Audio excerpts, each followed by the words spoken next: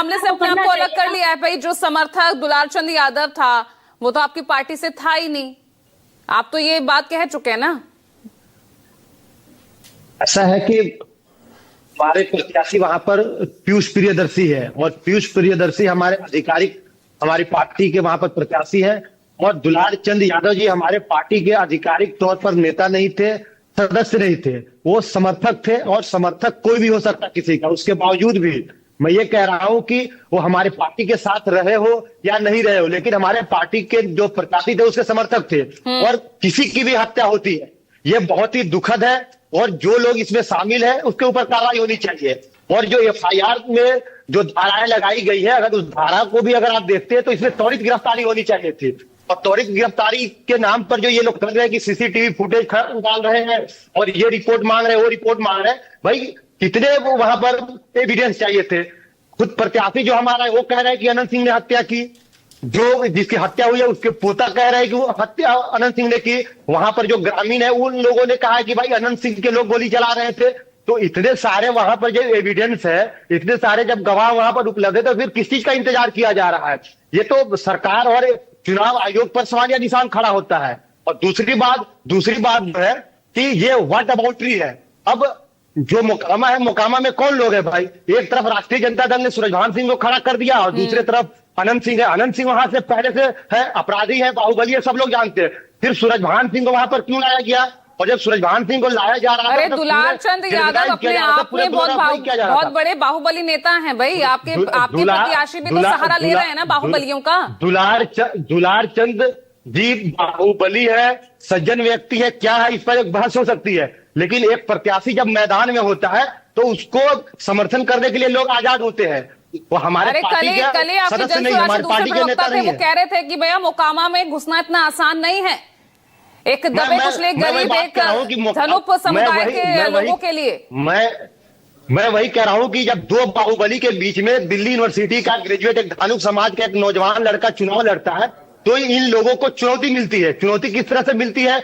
कभी भी अच्छे लोग जब बाहुबली और अपराधियों के खिलाफ चुनाव लड़ते हैं तो चुनौती उनसे मिलती है। ये लड़का जब चुनाव लोकसभा का मुंगेर लोकसभा क्षेत्र से लड़ रहा था 15,000 वोट मिला इससे, और सिर्फ ताल के इलाके में जहां पर यह घटना हुई है, जो अनंत सिंह का सबसे मजबूत इलाका माना जाता है, वहां अकेले उसको 10,000 वोट आए थे।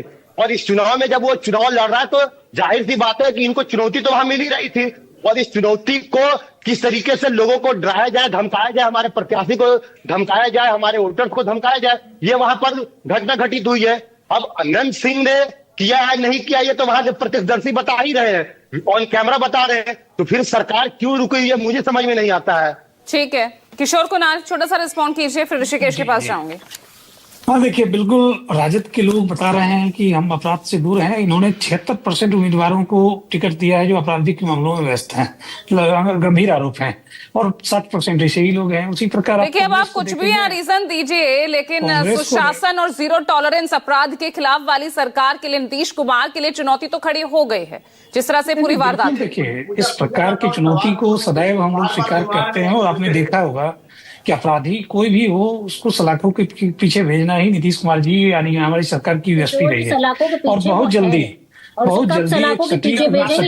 खुलेआम अपराधी घूम रहे हैं, क्या कार्रवाई हो रही है। लेकिन ऋषिकेश, मैं आपसे ये समझूंगी कि जो ये जंगल राज जो अब तक अपोजिशन के खिलाफ यहाँ पर ये मुद्दा इस वक्त एनडीए की तरफ से खूब जोर शोर से उठाया जा रहा था, अब ये नैरेटिव किसके खिलाफ जाता नजर आएगा? कुछ बदलाव दिखेगा इससे? पूजा, देखिए, इसका दूसरे शब्दों में मैं जवाब दे दूं। और जो पूछ रहे थे हमारे सहयोगी कि मैं जातीय जनगणना, जातीय रिपोर्ट थोड़ा गलत बता रहा हूं, तो मैं जगह बता दे रहा हूं। टाल क्षेत्र का घोसवरी थाना है, जहां पे ये तारतर गांव है, जहां घटना हुई थी। और उसके आसपास पूजा, अगर आप भी कभी बिहार आने का मौका और मोकामा में आप ग्राउंड रिपोर्ट करें तो वहां पे 10-12 गाँव ऐसे हैं जो धानुक जाति के हैं, और वहां पे तकरीबन उनकी संख्या 20 से 22 हजार है। और ये वोटर कोई ऐसा नहीं कि जेडीयू के तो परंपरागत रहे थे, लेकिन ये अनंत सिंह के पर्सनल वोटर रहे थे, उनका एक व्यक्तिगत प्रभाव था। इसीलिए अनंत सिंह इकलौते बिहार में एनडीए के या प्रत्याशी है और किसी दल के, जो किसी भी दल से होते हैं, वो आरजेडी से होते हैं तब भी चुनाव जीतते हैं, जनता दल यूनाइटेड से होते हैं तब भी चुनाव जीतते हैं, और निर्दलीय होते हैं तब भी चुनाव जीतते हैं। और उन इलाकों में जहां पे घटना हो या जहां के गोलबंदी की मैं बात कर रहा हूं, वहां से हमेशा वो लीड लेते रहे हैं। इस बार इसीलिए घटना महत्वपूर्ण है पूजा, क्योंकि इन इलाकों में पहली बार ऐसा हो रहा है कि अनंत सिंह का वोट समीकरण अनंत सिंह के खिलाफ आता हुआ जा रहा है। और इसकी वानगी मैं इसलिए बता रहा हूं कि जब टिकट डिस्ट्रीब्यूशन हो रहा था पूजा, तो इसी मुंगेर जिले में 3 जो विधानसभा की सीटें थी, जमालपुर जो नीतीश कुमार के बेहद करीबी थे सैलेश, उनका टिकट काटकर मंडल को दिया गया। सूर्यगढ़ जहां पे सबसे ज्यादा नाराजगी थी, बावजूद वहां मंडल दिया गया। अब भागलपुर में बुलो मंडल का टिकट काटकर वहां अजय मंडल को दिया गया।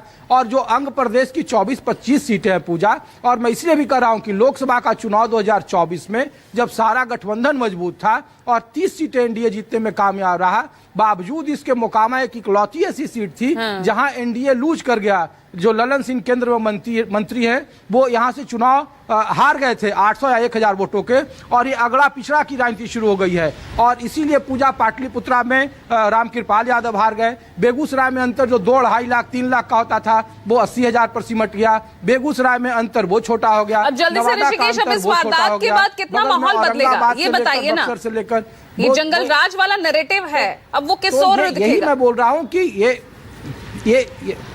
यही मैं बोल रहा हूं कि ये सिर्फ घटना मोकामा के लिए नहीं है, बल्कि जातीय समीकरण के लिहाज से एनडीए के खिलाफ जाता हुआ दिख रहा है। जंगल राज को लेकर एक भले ही माहौल बनाने की कोशिश है। और ये जो आंकड़ा दे रहे थे कि 2020 में कोई भी मर्डर नहीं हुआ, और 5 दिन पहले जिन इलाके में वहां पे इस मर्डर ने, ये सिर्फ एक हत्या या फिर कोई हादसा नहीं है पूजा, बल्कि इसका राजनीतिक प्रभाव बहुत दूर तक है। एनडीए के नेता भी जानते हैं और इंडिया गठबंधन के नेता भी जानते हैं। अनम्यूट कीजिए। कुछ चीजें आई है पोस्टमार्टम रिपोर्ट के बाद, जो रिपोर्ट आई है उसमें यह स्पष्ट है कि उनकी हत्या गोली से नहीं हुई है। यानी कि अगर किसी प्रकार के से हत्या हुई है तो उसमें समय लगा होगा। और आजकल हर हाथों में अगर मोबाइल है, तो मुझे तो इस बात का आश्चर्य लग रहा है कि उनकी हत्या या जो घटना घट रही थी उसका फुटेज उनके समर्थकों ने अगर साथ में थे तो नहीं बनाया या नहीं मिल पाया पुलिस के लिए। यह भी एक साजिश की बड़ी साजिश की पूरत है। पोस्टमार्टम रिपोर्ट में साफ है पूजा, पैर में गोली आर पार हो गई है। गोली लगने से जब वो गिरे हैं, उसके बाद पहले उनको गोली मारे गए, उनके ऊपर गाड़ी चढ़ाई गई। ये पूरी तरह से हत्या है। हत्या कैसे हुई, कौन सी गोली? अब ये हत्या है, हत्या की साजिश किस ओर रची गई है, ये तो आगे जब जांच बढ़ेगी तो सामने आएगा। फिलहाल रिपोर्ट सामने आ गई है, पोस्टमार्टम रिपोर्ट।